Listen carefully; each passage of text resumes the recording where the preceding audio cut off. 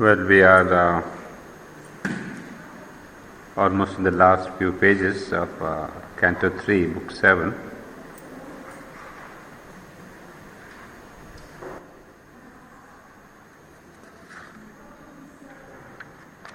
So we had read last time a page and a half of the description when Savitri enters the region of the mind. As Sri Aurobindo writes here, a quiet country of fixed mind, where the mind claimed to be the spirit and the soul. So we have a beautiful passage here where mind claims to be everything. So in the beginning,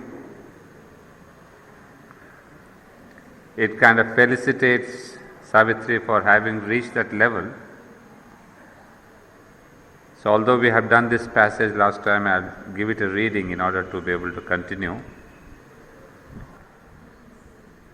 So there the authority of the mind, someone stood forth who bore authority, and his sentences savored the oracle. So what does this mental being say? Traveler or pilgrim of the inner world, fortunate art thou to reach our brilliant air, flaming with thought's supreme finality. O aspirant to the perfect way of life, here find it. Rest from search and live at peace. Ours is the home of cosmic certainty. Here is the truth. God's harmony is here. Register thy name in the book of the elite. Admitted by the sanction of the few, adopt thy station of knowledge, thy post in mind, thy ticket of order draw in life's bureau, and praise thy fate that made thee one of ours. All here, docketed and tied, the mind can know, all schemed by law that God permits to life. This is the end, and there is no beyond. Here is the safety of the ultimate wall. Here is the clarity of the sword of light. Here is the victory of a single truth. Here burns the diamond of flawless bliss, a favorite of heaven and nature live. A beautiful passage where mind claims all this. Here is the truth and God's harmony. Here is the sword of light. Here is the single truth. I think Sri Aurobindo has given a wonderful sarcastic explanation here. I mean, one of the beautiful passages when I read this, I feel there couldn't be a greater lie than this, I mean, extraordinary. Every line is a big lie. Where mind says, here is the truth, God's harmony is here, and look at our world here, the most disharmonious world one could ever think of. And then, this is the end and there is no beyond, again a big, big lie. And all that, the beautiful sarcasm is there. So we can understand is all falsehood there. Now we'll start the class from this line. We have come till there last time. But to the too satisfied and confident sage, Savitri replied, casting into his world sight's deep release, the heart's questioning inner voice. For here the heart spoke not, only clear daylight of intellect reigned here, limiting, cold, precise. You can see here there is nothing of the heart. In this region is the cold, precise light of the mind. And Savitri too answers in a very beautiful manner, not really insulting the mind but showing its limits. Happy are they who in this chaos of things, this coming and going of the feet of time, can find the single truth, the eternal law. Untouched they live by hope and doubt and fear. Happy are men anchored on fixed belief in this uncertain and ambiguous world, or who have planted in the heart's rich soil one small grain of spiritual certitude.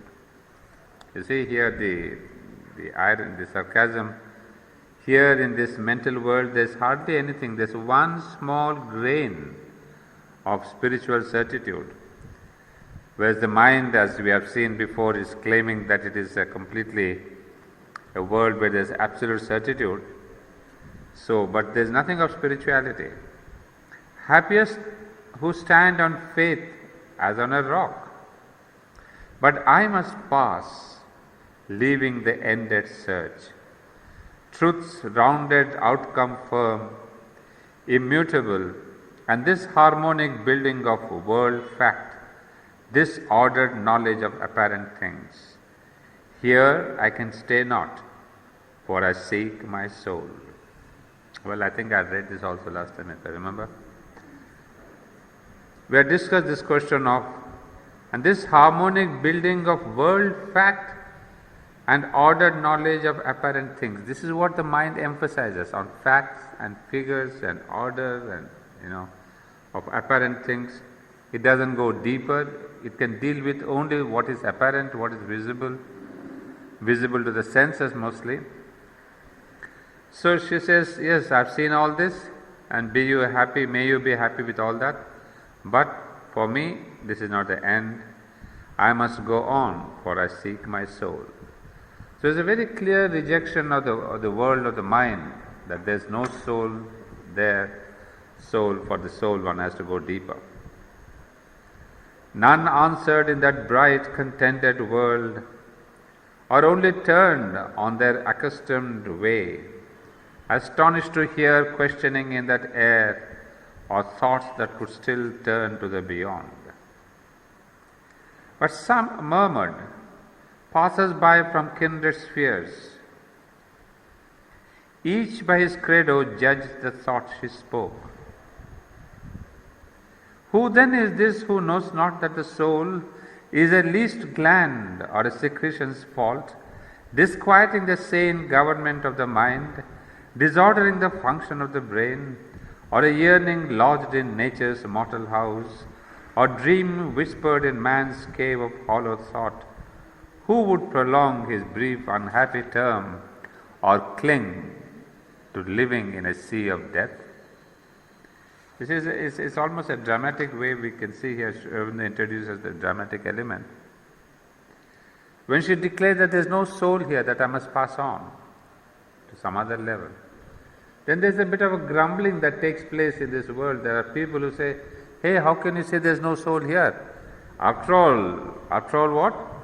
Who knows not that the soul is the least gland or a secretion's fault, disquieting the sane government of the mind. So the soul is nothing but a gland, a secretion. So don't you know that, O Savitri, that you think that there is no soul here? So the soul is nothing but a gland, a secretion. So disordering the function of the brain.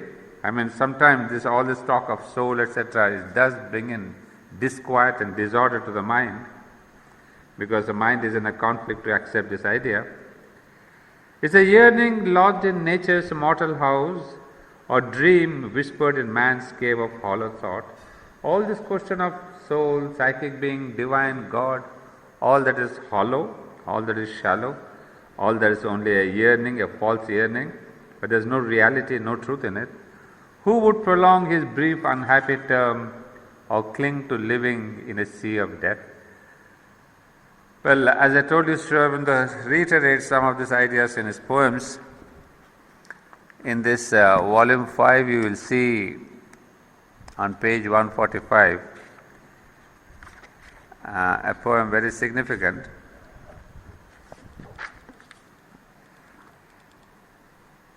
It's called A Dream of Surreal Science. If you have read it, see the same idea about the mind's argument that there is nothing called soul, it's but a secretion, etc. One dreamed and saw a gland right Hamlet, a gland right Hamlet, drink at the mermaid, capture immortality. A committee of hormones on the Aegean's brink composed the Iliad and the Odyssey. The way he can really give you back in the same language of the scientist. So it says, one dreamed and saw a gland right Hamlet, and drink at the mermaid, captured immortality. A committee of hormones on the Aegean's brink composed the Iliad and the Odyssey. Well, all of you know that. I don't have to mention about Shakespeare and Homer. Then, another beautiful one. A thyroid, meditating almost nude. You guess who it is. Under the Bo tree. Bo tree is the Bodhi tree. Under the Bo tree, saw the eternal light, and rising from its mighty solitude, spoke of the wheel and the eightfold path. All right. And what is that? A thyroid. So you see how Sri Aurobindo is taking this argument. So a thyroid is the Buddha, and then the gland is the Hamlet, and the hormones are the Homer. A brain by a disordered stomach driven. I would like you to guess who this is. Huh? A brain by a disordered stomach driven, thundered through Europe, conquered, ruled, and fell. From Saint Helena went perhaps to heaven. Thus wagged on the surreal world. Who is this? Napoleon. So imagine what is Napoleon? Is a disordered stomach, driven, thundered through Europe, conquered, ruled, and fell. From Saint Helena went perhaps to heaven. Thus wagged on the surreal world until a scientist played with atoms and blew out the universe before God had time to shout. So it's a beautiful poem, I read it in my own younger days. What is the title of that poem? A Dream of Surreal Science. It's on page 145 of this volume. So this is the argument that really reflects in Savitri to exactly the same thing. So where it talks about the same gland and all that.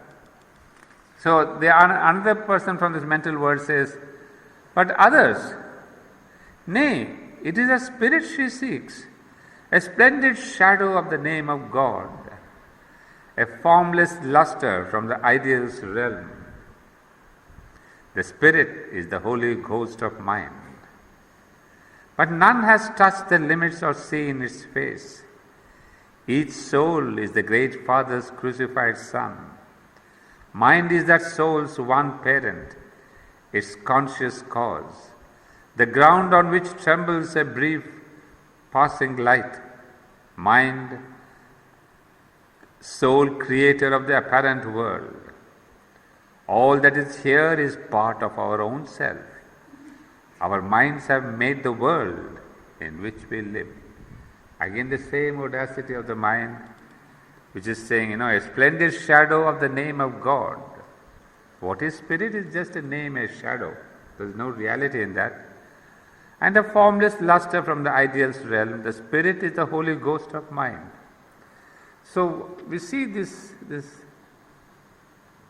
perversion of the mind where it's claiming everything into itself, the soul and God and divine and all the great achievements are but the creations of the mind, including the world. Our minds have made the world in which we live. There's a third voice, another with mystic and unsatisfied eyes, who loved his slain belief and mourned its death. What does he say? Is there one left who seeks for a beyond? Can still the path be found? Open the gate. So he, being a mystic, he's a little optimistic. He says, maybe there's a road beyond, something beyond, a path beyond. But can it be found at all? So you see, these are all the negations of the mind to the search of the spirit, search of the soul. How antagonistic is this mental consciousness for anything spiritual. We're talking about antagonism. I was quite amazed to read the description of the mind of the mother when she talked about Japan, that the extraordinary achievement that the Japan as a culture has got.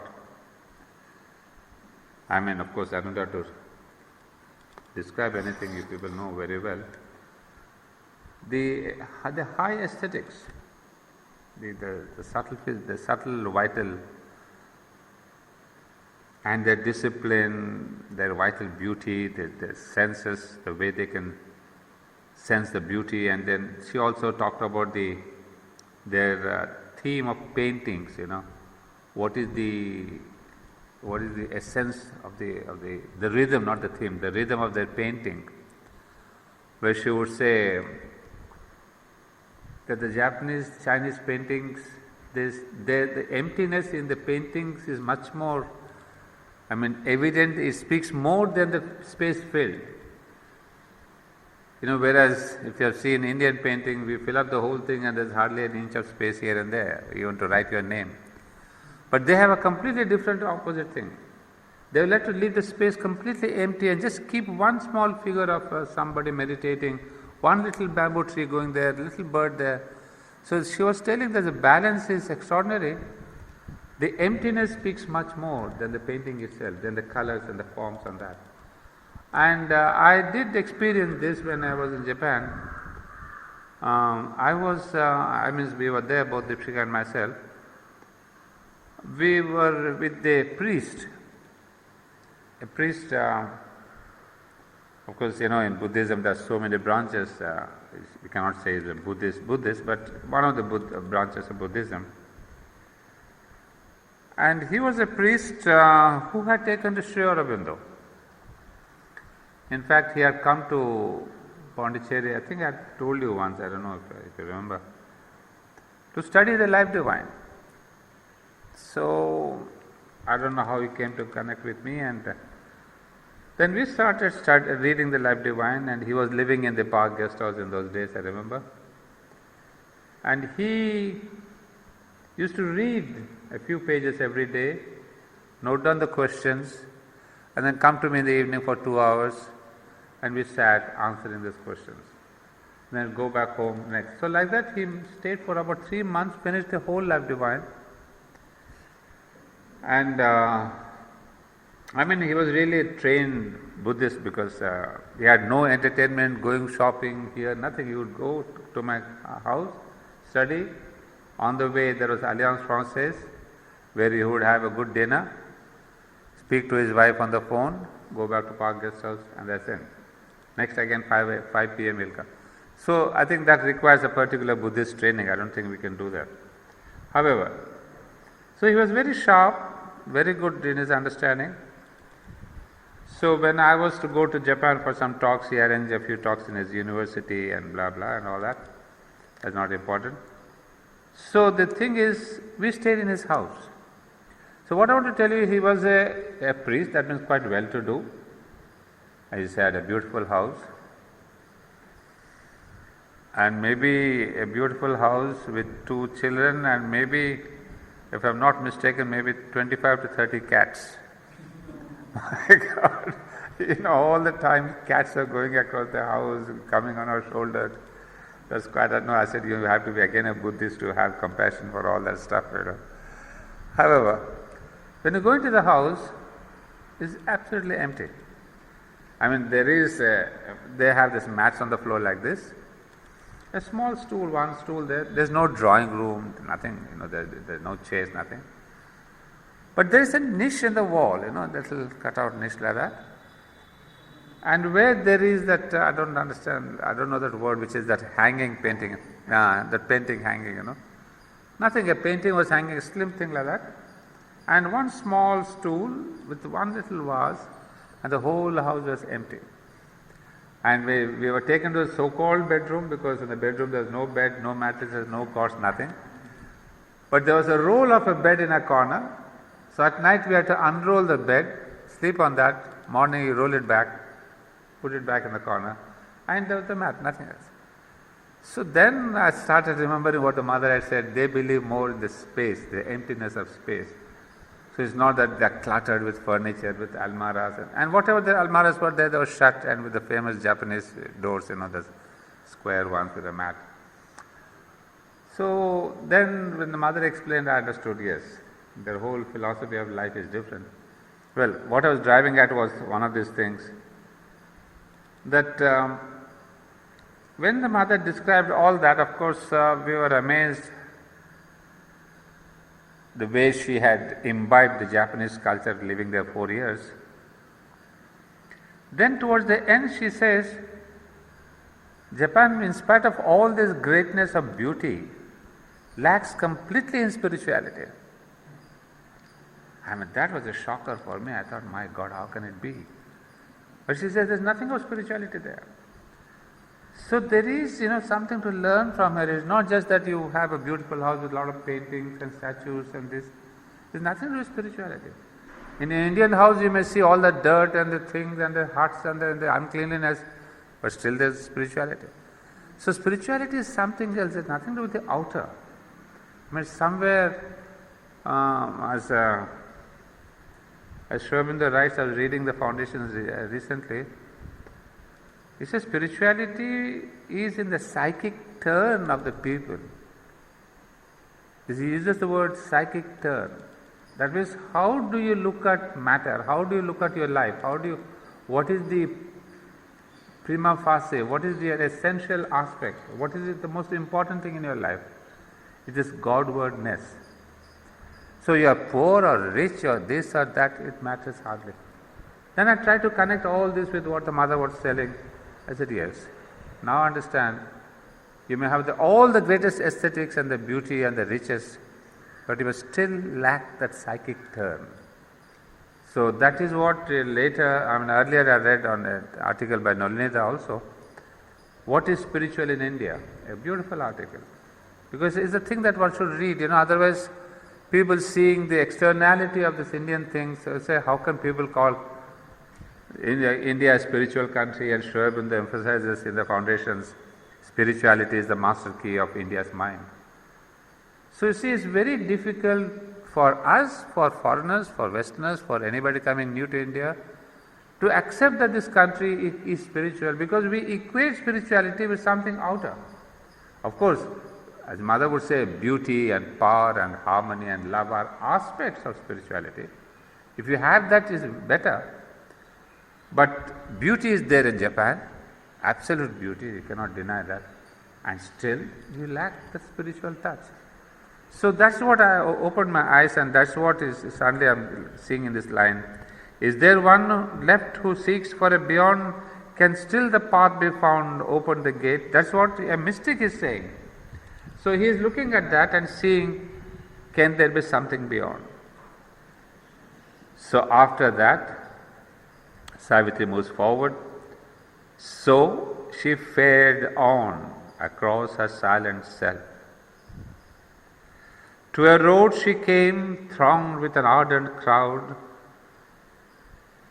who sped, brilliant, fire-footed, sunlight-eyed, pressing to reach the world's mysterious wall, and passed through masked doorways into outer mind, where the light comes not the mystic voice, messengers from our subliminal greatnesses, guests from the cavern of the secret soul.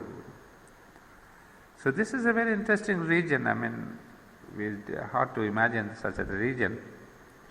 So from this world of the mind, when she is going beyond, she meets an ardent crowd, a crowd of people.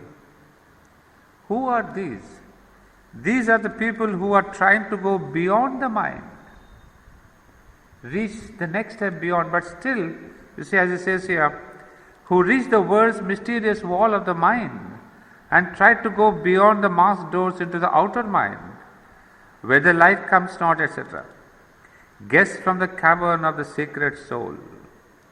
Into dim spiritual somnolence they break, or shed wide wonder on our waking self, ideas that haunt us with radiant tread, dreams that are hints of unborn reality, strange goddesses with deep pooled magical eyes, strong wind-haired gods carrying harps of hope, great moon-hued visions gliding through gold air, aspirations sun-dream head and star-carved limbs, emotions making common hearts sublime. You see, this is again the same region, the same people.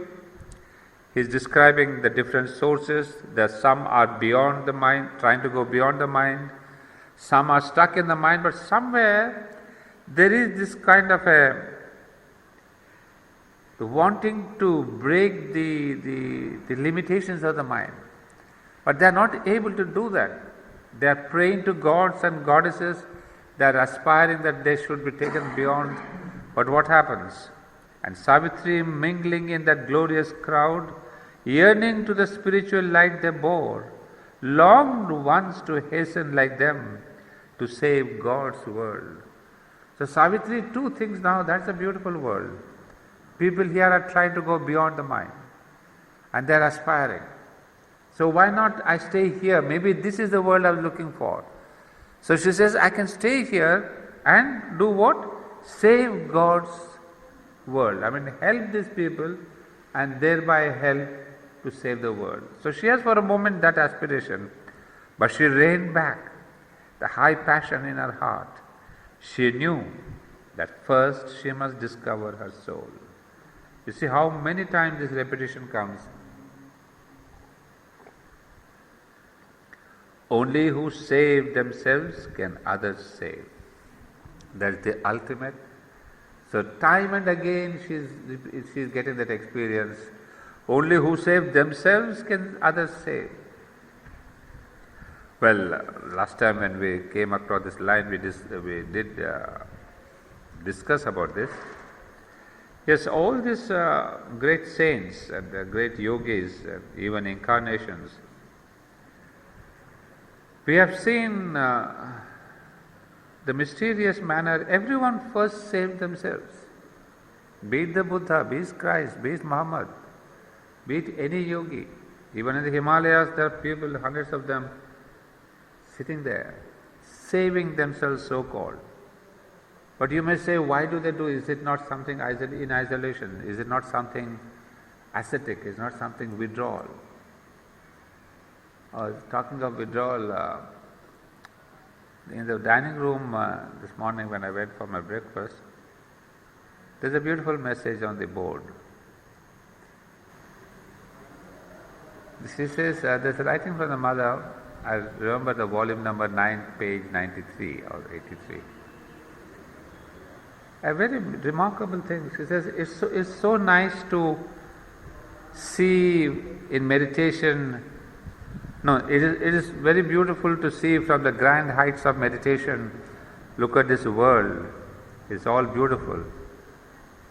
But then, one who is not master of his own home is a slave. A wonderful thing. So that's exactly what I was telling you, that yes, it's lovely to have that ascetic mold, you have the beauty, you have everything. But if you are not master of your own house, you are only a slave, you are not a master. So there comes their philosophy that you have to transcend into the beyond, but deal with your own home, that's the earth. And we see their entire philosophy is that. And that's what Savitri would be doing now. She is also going into the other world, she wanted to save them, but then she says, no, I have to be back on earth, recover myself. So these are very famous lines, you could remember them. Only who save themselves can others save. So save not in the sense of the selfishly, but in the spiritual manner. So, and then this is the beauty we have seen in India.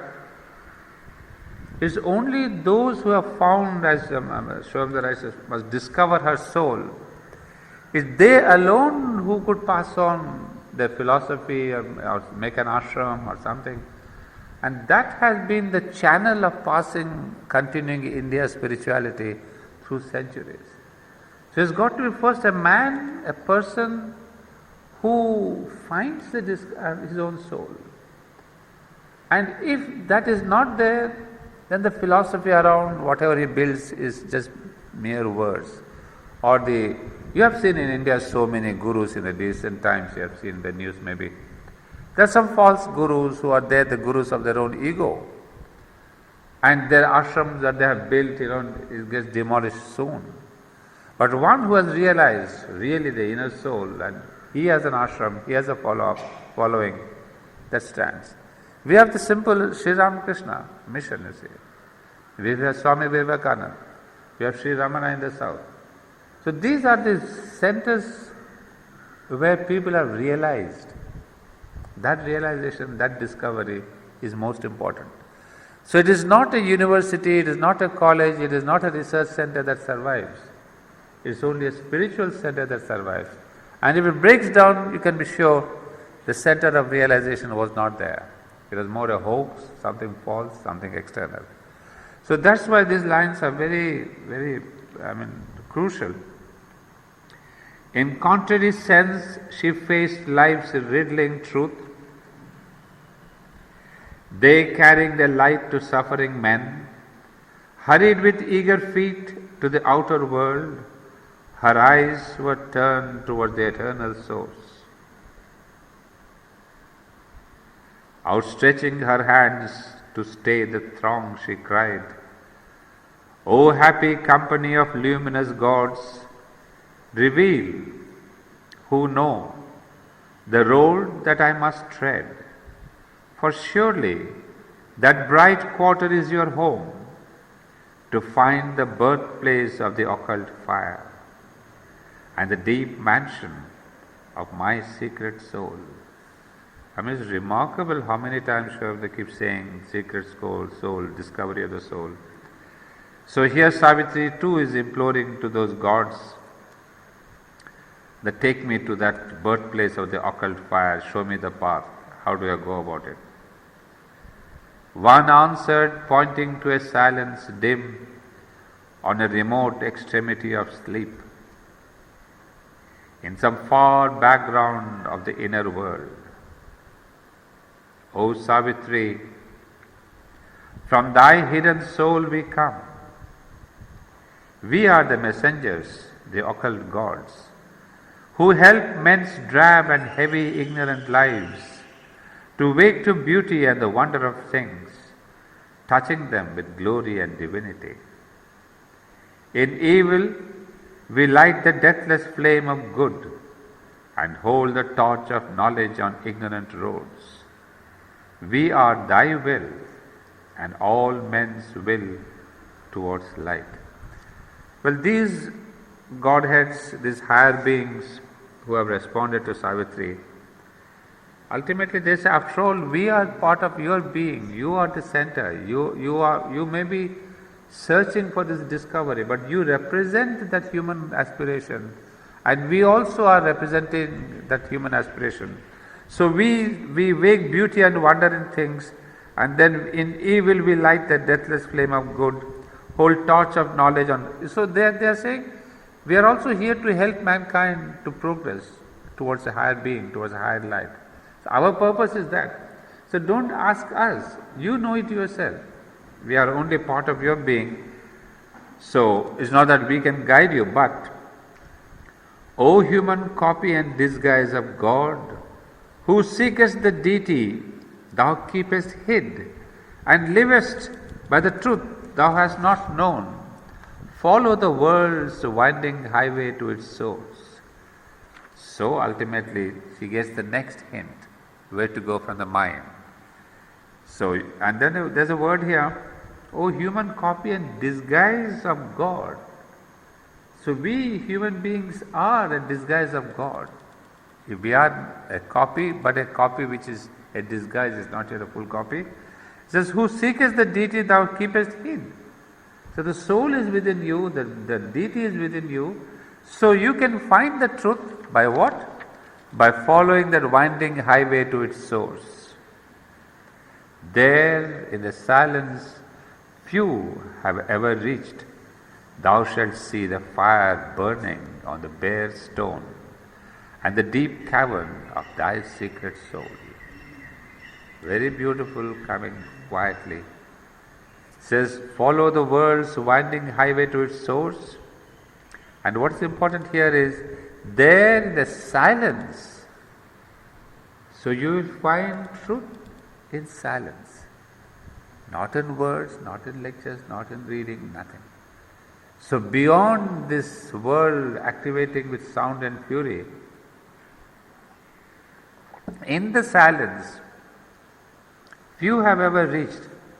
Thou shalt see the fire. You see, that's what Savitri is asking for. That occult fire, the same fire they say, you will see that fire, F capital, burning on the bare stone and the deep cavern of thy secret soul. Then Savitri, following the great winding road, came where it dwindled into a narrow path, trod only by rare wounded pilgrim feet. You see, it's a very, very pointing to what kind of a path it is. A narrow path trod only by rare wounded pilgrim feet. So these pilgrims' feet are wounded because you have to go through a lot of trials, a lot of suffering, a lot of pain. So it's not an easy path. So, but very few have gone that path. So he says you have to tread that path, wounded pilgrim feet. A few bright forms emerged from unknown depths and looked at her with calm, immortal eyes. There was no sound to break the brooding hush. One felt the silent nearness of the soul. See, one felt the silent nearness of the soul, not yet the soul. There's a long way to go. But you see, she has crossed. Now we see the subliminal, the inconscient, the life level, the vital level, the mental level. And then it's said, you have to go into the region of the silence, where you'll find the source. Now we have a canto which we'll take up in our next class. But what's interesting here, in the next canto, the canto 5, we come to this ultimate discovery, the finding of the soul. Now I was really going back a little and seeing what is this question of the yoga of Savitri. But this is, I think, more palpable, more interesting for us than the yoga of Ashwapati. Interesting in the sense not that we can understand this, but it seems to be a little closer to our being. Because you see, Ashwapati had started on his yoga when he, right in the beginning, he gets the release from his soul. You see how Sri Aurobindo has juxtaposed Savitri and Ashwapati's yoga. In Ashwapati, we see right in the beginning that he goes beyond, he escapes from the soul. Escape means the soul escapes from the boundaries of the mind, the physical, etc. So there is a shooting ascent in Ashwapati. There's already an embarkation on a higher journey, on a journey beyond the mind. So we see, and then as he goes up, then his new faculties in the physical, vital, etc., they open up, etc. And what happened there? If you can analyze, you see he's there more as a witness. Everywhere as he goes, he looks at this world, the life, little life, the mind, the mental life, the vital life, worlds, not life. So he is only observing, he is discovering the different levels of worlds as he is ascending into the beyond. And there is a rhythm there. A rhythm is, he discovers first in his own individual self the worlds, then he discovers the universal worlds, then ultimately he discovers the Supreme Mother, the transcendental consciousness. And this discovery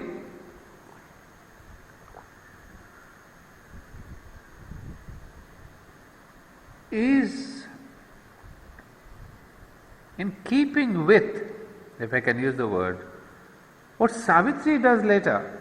You see, it's a wonderful, I was sitting in the afternoon to see what is the difference and what is similarity between the two yogas. So on one side I see Ashwapati going from level to level, the individual worlds within himself, then the universal world that are there around, and then the transcendental world.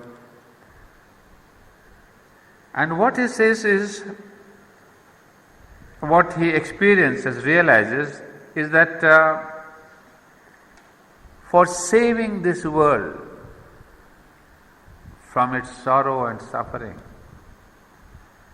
the only way is to bring down a new world, a new creation.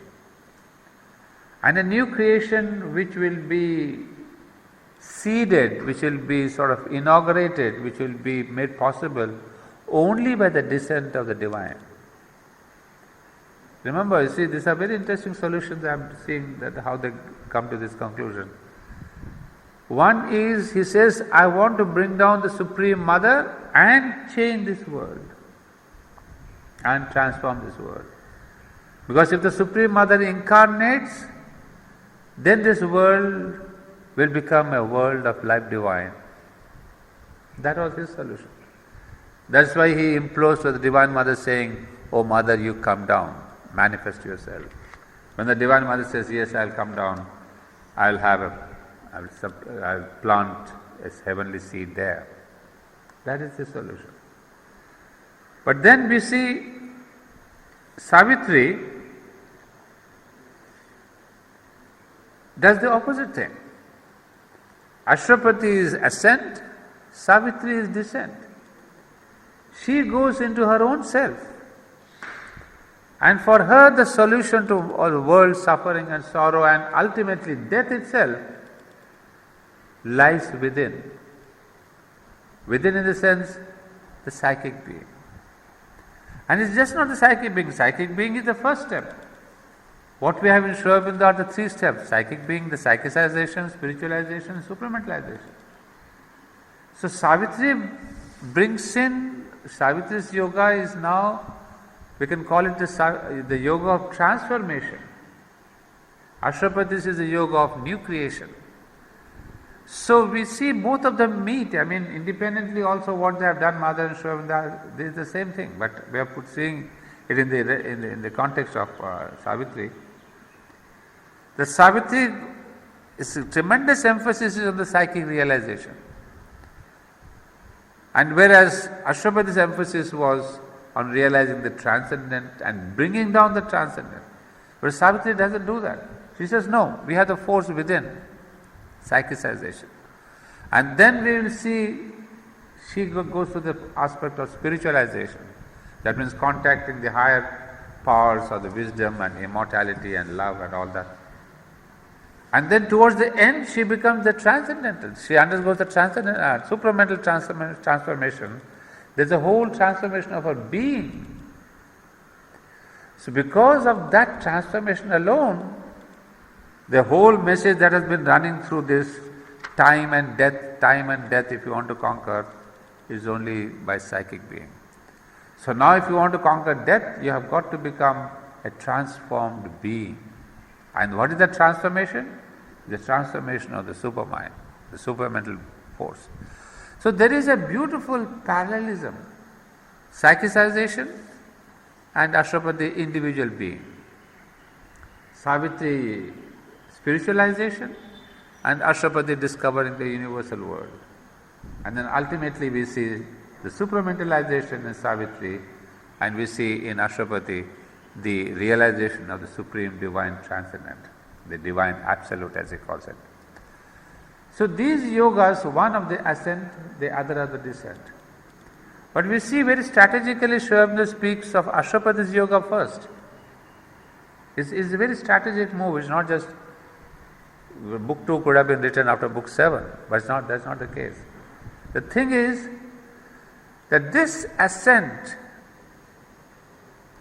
and into the transcendent and taking promise from the Divine Mother, this ascent makes possible, or makes not possible, makes it,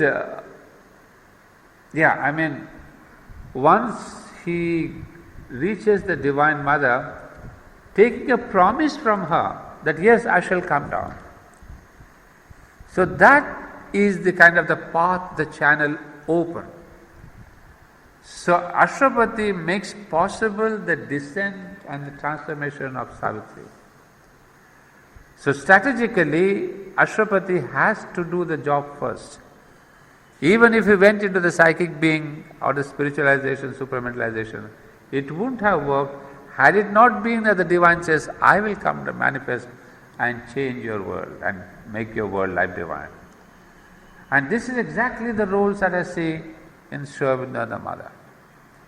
His yoga has been that of ascent. And then in 1920, you see the letters and all that, how he makes possible the descent of the Mother as the Divine Mother. Until then the Mother had other aspects. You see her prayers and meditations, she had great realizations. She had gone through the question of supramentalization, universalization, psychicization, all that is there. But then the descent promised to Ashwapati is what Sri Aurobindo works on till 1920. So the descent has begun. The descent becomes a possibility. So this Mother becomes then the Divine Mother. You see, up until then she was the yogini, the person who was traveling, the person who was doing the yoga. But then in the 20s, she's called back. Because now this time, she is not the same Mother who had come earlier. There's a difference between the Mother as the yogini or the Divine Mother. So the incarnation that Ashwapati had really had aspired for, she has come. So we see that once she comes with a divine force, and then begins the transformation of Sri Aurobindo. I mean, I see such great parallelism between Savitri while we read here and in their own actual life. That's why we call Savitri the autobiography of Mother Sri Aurobindo. That when both of them come, then the descent into the subconscious, inconscient begins. Until then the descent doesn't take place. The promise is there, the transformation of the supermind is there, but when they combine the Divine Mother, this Mother as the Divine Mother, and Sri Aurobindo, one who has achieved, not yet the over-mental transformation, but had achieved the supermind, now the descent begins into the inconscient. The descent into the inconscient is nothing but the descent into death and beyond death. Death is not in the inconscient, death comes much later in the process of evolution. So they say we want to get into the inconscient, transform there, plant there the supermind. And once that planting takes place in the inconscient, then the rest of this question of conquest of death, dialogue death is only a process. That's not the aim, that's not the aim, that's not the end. Because Sri Aurobindo and the Mother go beyond death into the very kernel of the inconscient and plant the supramental consciousness and force and light there. And then the journey back is a kind of a thing taken for granted. So when he doesn't write about death, there's no description of the last portion of the death where Sri Aurobindo says, I'll write later. Obviously, he doesn't have to write about it. It is a fait accompli. The descent into the inconscient itself is a fait accompli. That yes, the conquest of death is but a matter of time. You don't have to describe Shravana, doesn't have to add one more canto to say how did he conquer.